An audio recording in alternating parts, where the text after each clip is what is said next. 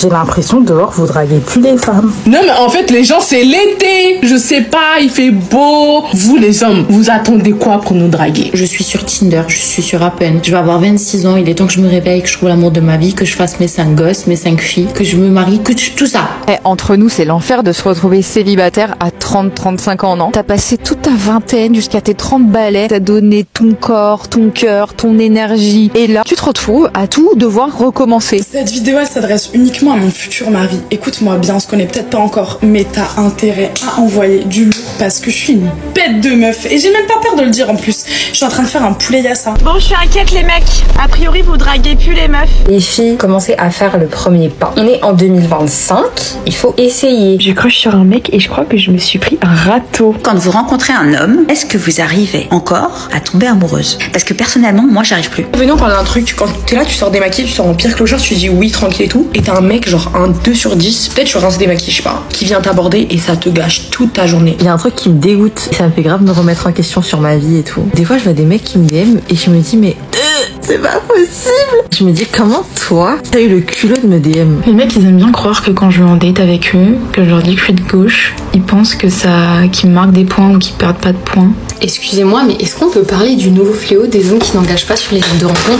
Non, mais parce que moi, c'est une catastrophe. Les hommes qui viennent vers moi en me disant que je suis belle, merci, mais j'en ai rien à foutre. Quand vous nous draguez et qu'on refuse vos avances et qu'après vous allez vous mettre en couple avec une autre meuf et qu'on est jalouse, ne croyez pas qu'on est jalouse parce qu'on vous aime, on est juste jalouse parce qu'à la base, c'est nous que vous étiez en train de draguer. Et mes garçons, je sais pas en fait. Vous êtes nuls en drague. J'ai un peu l'impression que vous êtes nazes. Est-ce que vous avez remarqué que 2025, c'est les femmes qui règnent? Je suis fatiguée d'être célibataire. Mais draguez-moi! Ouais, monsieur, n'importe où, mais accélérez. Nous sommes en guerre. Comme tu l'as remarqué, les hommes ne draguent plus. Dans la rue, dans les bars, même sur les applis, c'est le grand silence. Et pendant ce temps, de plus en plus de femmes se disent seules, incomprises ou abandonnées. Elles ont tout, beauté, carrière, personnalité. Et pourtant, elles attendent, elles espèrent. Mais personne ne vient. Alors qu'est-ce qui se passe? Pourquoi les hommes se taisent et les femmes souffrent en silence? Cette vidéo, c'est une claque de lucidité. Pas pour accuser, mais pour comprendre. Mais avant de commencer, assure-toi de t'abonner pour ne pas manquer mes prochaines vidéos. On est parti! Raison numéro 1, les hommes ont peur et ils n'ont plus confiance. Est-ce que vous vous rendez compte le courage qu'il faut pour aller aborder une meuf dans la rue? Est-ce que vous savez la pression que ça met sur les épaules d'un homme quand tu vas aborder une femme dans la rue? Déjà, il ne faut pas avoir peur du regard des autres, il faut ignorer tout ce qui se passe autour de toi.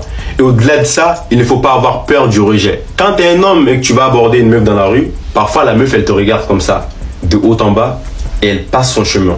Elle ne s'arrête même pas pour te dire « Salut, je ne suis pas intéressé, désolé ». Aujourd'hui, aborder une femme peut coûter cher. Il suffit d'un regard mal interprété, d'une remarque maladroite, d'un nom mal pris, et le malaise est immédiat. Dans un climat où tout geste peut être vu comme oppressant, beaucoup d'hommes préfèrent se taire. Pas parce qu'ils ne s'intéressent plus aux femmes, mais parce qu'ils ne savent plus comment les approcher sans risquer le rejet ou le jugement. Et derrière ça, il y a un effondrement massif de la confiance masculine. Venons parler d'un truc. Quand t'es là, tu sors démaquillé, tu sors en pire clochard, tu dis oui, tranquille et tout. Et t'as un mec, genre un 2 sur 10, peut-être tu rinces démaquillé, je sais pas, qui vient t'aborder et ça te gâche toute ta journée. Genre tu te dis, ah ouais, genre lui, il s'est dit qu'il pouvait venir me voir. Des années de critiques, de comparaisons, de solitude numérique ont créé une génération d'hommes timides, désengagés, invisibles. Raison numéro 2, les femmes sont devenues plus indépendantes mais aussi plus inaccessibles. Et puis il y a eu ce jour-là où j'ai pris conscience que mon hyper-indépendance, elle allait plus pouvoir m'aider à avancer. Et je me sens profondément seule. Les personnes qui s'occupent de moi ou qui me soutient physiquement, je veux dire. J'ai personne avec qui m'endormir le soir et me réveiller le matin. Ouais, c'est trop bien. T'as la solitude, t'apprends à découvrir, à t'aimer, c'est extraordinaire. Je développe ma carrière, c'est un truc de ouf. J'ai de la reconnaissance, du succès, de la richesse, de l'abondance. Je rencontre des super personnes en réalité. Mais le matin, le soir, pour les moments importants comme pour les pires moments, je suis la plupart du temps seule. Au début, je me dis que c'est un sacrifice. Je passe des super moments seule. Je kiffe aller manger seule. Et c'est trop bien, sauf qu'un jour je me rends compte que dans des moments extrêmement heureux, comme des moments extrêmement tristes, je suis toujours toute seule. T'as des amis mais ils font leur vie. Ils peuvent pas être là tous les jours avec toi. Et dès que quelqu'un va rentrer dans ma vie, au moindre faux pas, je vais l'éjecter. C'est bien, je suis exigeante, je sais ce que je veux. Mais du coup, je suis sur mes gardes à chaque fois que quelqu'un va rentrer dans ma vie. Notamment les hommes.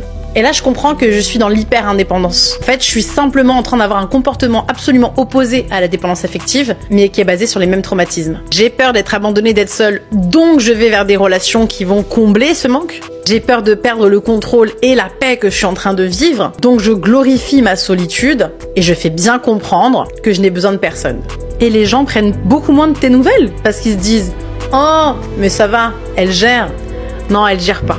Elle est passée du mode guérison au mode survie. La solitude, c'est temporaire, c'est un passage initiatique, ça permet de se reconnecter à soi. Et aujourd'hui, il y a beaucoup de gens qui vendent ça comme étant un mode de vie.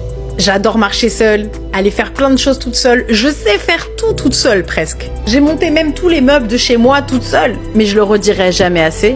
La seule chose dont on se souviendra à la fin, c'est de tous les moments qu'on aura partagés. Le partage, c'est ce qui va décupler l'amour qu'on est en train de créer. Alors si tu traverses la solitude, c'est super.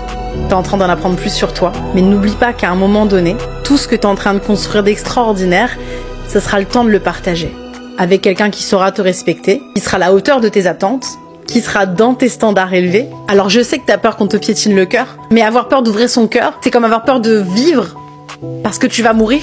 Bah ouais, on prend toujours des risques. Prends ce risque parce que partager, y a rien de plus beau, y a rien de plus fort. Terminer seul dans sa prison dorée de succès et d'argent pour soi, c'est parce que ta mamie ou ton papy intérieur, la version de toi dans quelques années, a envie de vivre. De leur côté, les femmes ont évolué. Elles travaillent, voyagent, construisent leur vie. Et c'est une très bonne chose. Mais cette indépendance a aussi un effet pervers. L'image de la femme, qui n'a besoin de personne, fait peur. Certains hommes se disent « Elle doit avoir des dizaines de prétendants. Je vais juste me faire recaler. Elle est trop bien pour moi. » Résultat, ils ne tentent même pas. Ils s'auto-éliminent. Et les femmes, de leur côté, pensent que personne ne s'intéresse à elles. C'est un quiproquo tragique. Les hommes s'effacent pour ne pas déranger. Les femmes pensent qu'elles ne plaisent plus. Et au final, tout le monde reste seul.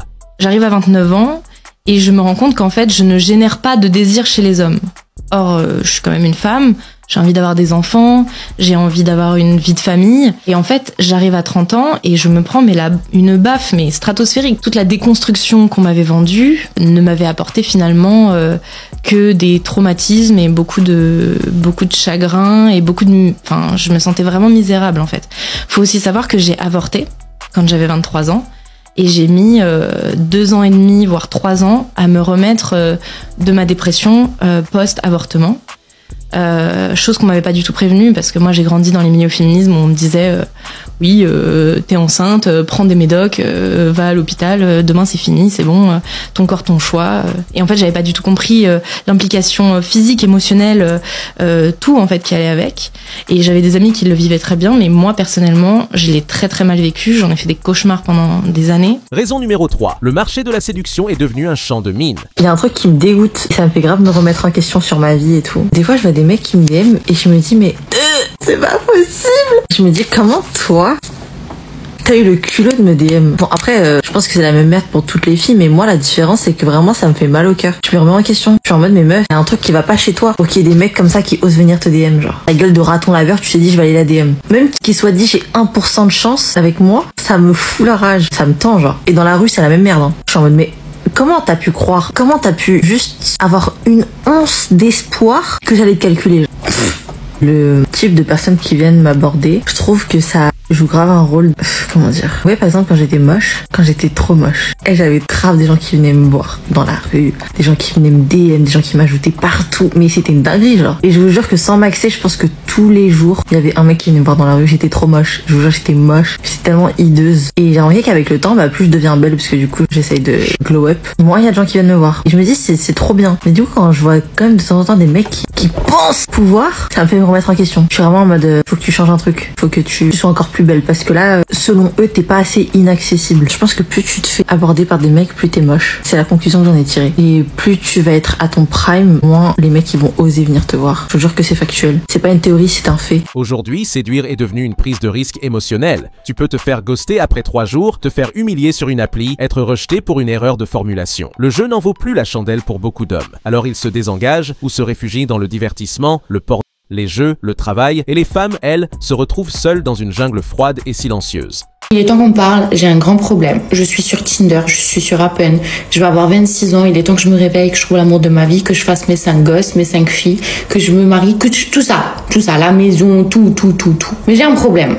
Je travaille dans l'hôtellerie, ça veut dire j'ai des horaires particulières, je travaille les dimanches, je travaille les jours fériés. Et les gars sur Tinder qui me disent « Ah ouais, c'est chaud, ah moi je pourrais pas travailler les dimanches et nanani, et tu commences tôt et tu finis tard. » Wesh, mais vous voulez que je trouve où alors quelqu'un? Genre si la personne en face de moi elle est pas capable de comprendre que je fais un travail où il y a des horaires particulières, on va pas aller loin, on va pas avancer, je vais toujours rester seule avec mon chat d'amour que j'aime. Mais il faut que ça aille au-dessus de mon chat, quoi, normalement. Mais là, c'est très compliqué. Très compliqué. S'il vous plaît, aidez-moi, donnez-moi des astuces. Parce que là, franchement, je vais finir seule. J'adopte un deuxième chat, bien. Raison numéro 4, les standards relationnels sont devenus irréalistes. Et toi, de base, physiquement, c'est quoi ton type d'homme? Grand, brun, les yeux clairs, musclé, assez intelligent, qui fait la vaisselle et les courses, le ménage, qui a pas besoin d'une daronne en fait, parce que je suis pas sa daronne jusqu'à preuve du contraire. Voilà, juste ça. Juste un homme, pas un enfant. J'ai peur pour sa santé déjà pour commencer. Il devrait peut-être un peu plus prendre soin de lui sur certains points. Pas être méchant, on ne va pas en dessous de 5. Et si t'es méchante, ça donne combien? Ça donne un petit 3, ouais, un petit 2. Je trouve que trop c'est trop. Franchement, tu me saoules. Ok? Tu me saoules maintenant. Et je sais que méthode Moussous. Comme ça, tu vas bien fermer ta gueule. Aujourd'hui, une femme ne veut plus un homme, elle veut le bonhomme, et elle a le droit. Mais cette exigence, parfois légitime, devient un problème quand elle croise une réalité de plus en plus pauvre émotionnellement. Les hommes normaux, ceux qui sont respectueux, sincères, présents, n'osent plus. Et ceux qui osent encore, souvent, ne cherchent que l'éphémère. Résultat, les femmes tombent dans une impasse émotionnelle, et beaucoup finissent par penser que l'amour n'existe plus. Alors elles s'endurcissent, elles se referment, et elles deviennent encore plus inaccessibles. Cercle vicieux. Je viens de voir une fille dire qu'elle avait refusé l'invitation d'un mec à prendre un café parce qu'elle lui a dit que c'était pas son type de date. Voilà. Et vous savez ce qu'il lui a dit? Ouais, mais tu crois que je vais inviter toutes les filles que je date au resto? Enfin, genre sous-entendu, ça reviendrait trop cher.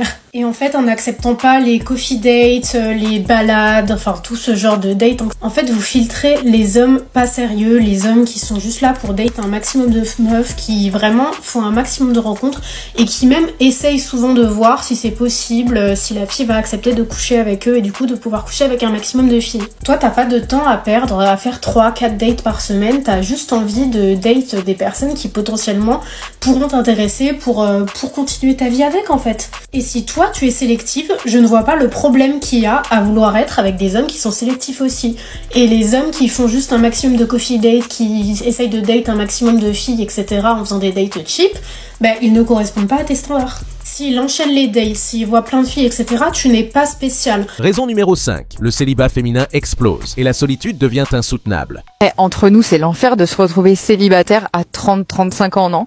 Déjà, t'as passé toute ta vingtaine jusqu'à tes 30 balais à tout donner, tu t'es plié, tu t'es engagé, t'as donné ton corps, ton cœur, ton énergie, ça t'a brisé. Et là, tu te retrouves à tout devoir recommencer. Reséduire, re-raconter ton histoire, réexpliquer les détails, rééduquer le mec. Sauf que maintenant, t'as tes traumas, des exigences et t'as pas le temps. Tes potes sont en couple, tes parents, ta famille commencent à se poser les fameuses questions et toi, tu passes ta life à faire semblant que tout va bien et d'être, voilà, une meuf indépendante, super bien et tout, alors qu'en fait, c'est une catastrophe terrestre. En fait, toi, t'as envie de construire, t'as envie de bâtir, mais t'es bloqué là. En vrai, t'as envie d'être choisi, mais en même temps, t'as plus envie de faire semblant. T'as plus envie de passer 6 mois avec un mec où tu hésites, où tu sais pas, où lui non plus il sait pas, etc. T'engager, pas t'engager, pour qu'au final ça ne marche pas. Au final, t'auras perdu du temps. Et ça, c'est une catastrophe. Mais laisse-moi te dire quelque chose. Même si ça paraît difficile, même si tu vois tes potes se marier, avoir des bébés et tout ça, sache une chose, tu n'es pas en retard. Vraiment, tu peux te détendre, tu peux te relâcher, t'es pas en retard, t'as rien à prouver à personne. Prends le temps de revenir à toi, je t'assure, c'est le principal et c'est ça qui va te faire que tu vas créer une vie alignée. Who told you that? Aujourd'hui, en France, près d'une femme sur 2 entre 25 et 45 ans est célibataire. Et non, ce ne sont pas des femmes bizarres ou trop exigeantes, ce sont des femmes brillantes, sensibles, ouvertes. Mais elles vivent dans un monde où l'homme ne parle plus. Un monde où la rencontre naturelle est presque morte. Un monde où l'algorithme remplace le regard et où même un sourire peut être mal interprété. Et pendant que les hommes se taisent, les femmes pleurent, mais seules. À cause de vous, certaines filles, je me retrouve au restaurant seule. C'est-à-dire qu'à cause de vous, on vous drague, on vous aborde parce qu'on vous aime bien dans la rue. Vous commencez à dire, ouais, harcèlement, oui, le mec il harcèle, tout ça. À cause de vous, les mecs ont peur de nous. Ce qui fait que nous, on se retrouve pendant des mois et des mois sans jamais aller au restaurant. Parce qu'il n'y a personne qui nous invite. Même s'il y a un gars qui nous aime, il a peur de nous aborder. Parce que, ouais, moindre chose, oui, on me harcèle, il me harcèle. Tu es un enfant, on te harcèle, tu es un enfant. Tu sais pas comment fuir un garçon que tu veux pas.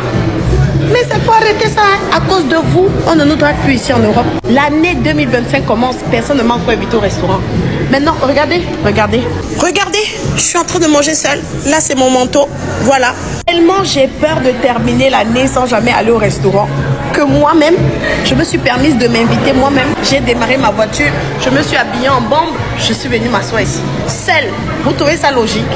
Oh, harcèlement, harcèlement. Arrêtez ça. Les hommes, draguez-nous. Les hommes de France, vraiment, draguez-nous. Parce que vraiment, c'est quoi?